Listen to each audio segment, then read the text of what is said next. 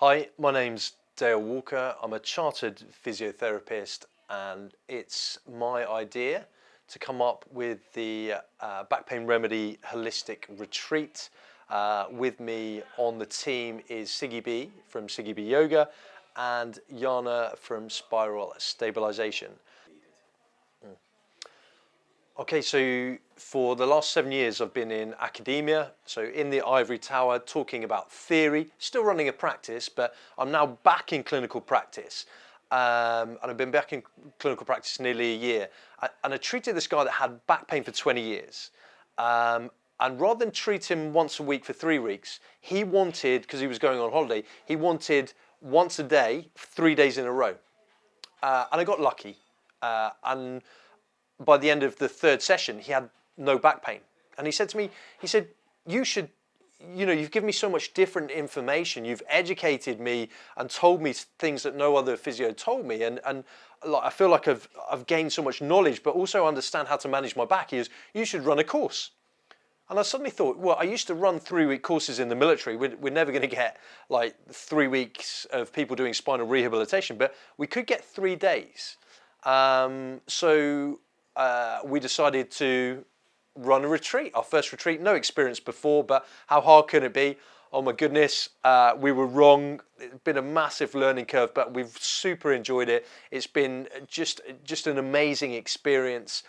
And to get the amount of knowledge and the skills required, rather than just an hour session with me, they've got like 3 days intensive with me. And this is about self-management. So it's about them becoming an expert patient and really taking ownership of their back. And that's why a retreat was required rather than the model of coming to see a therapist once a week for however many weeks.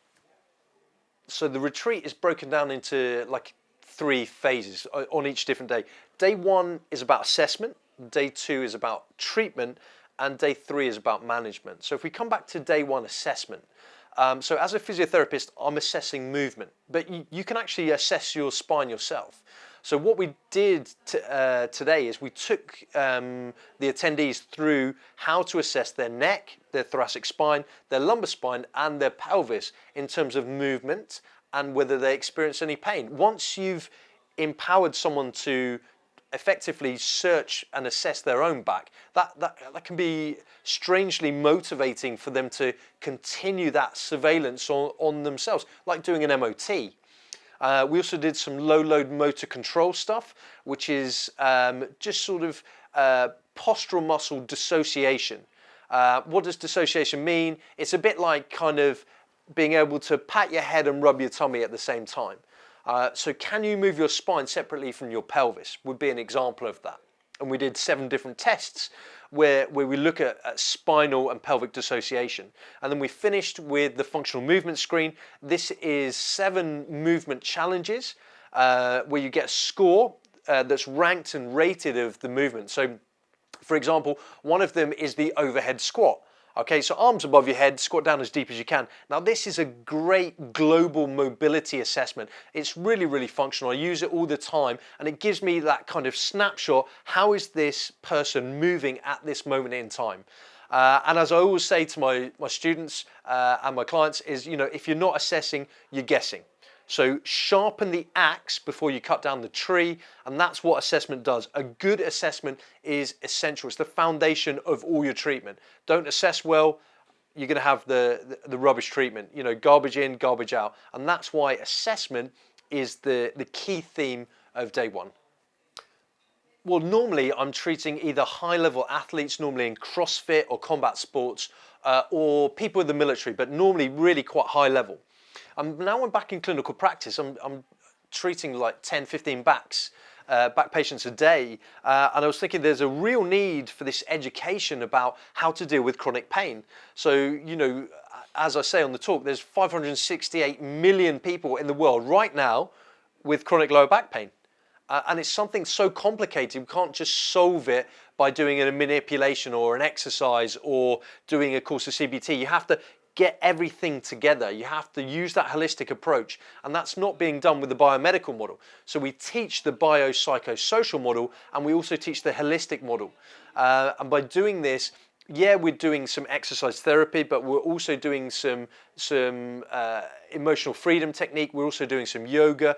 We're also doing some postural muscle strengthening. And by joining all the dots, we get a bigger scope about back pain, particularly chronic back pain, which seems to be this thing that we just can't get rid of.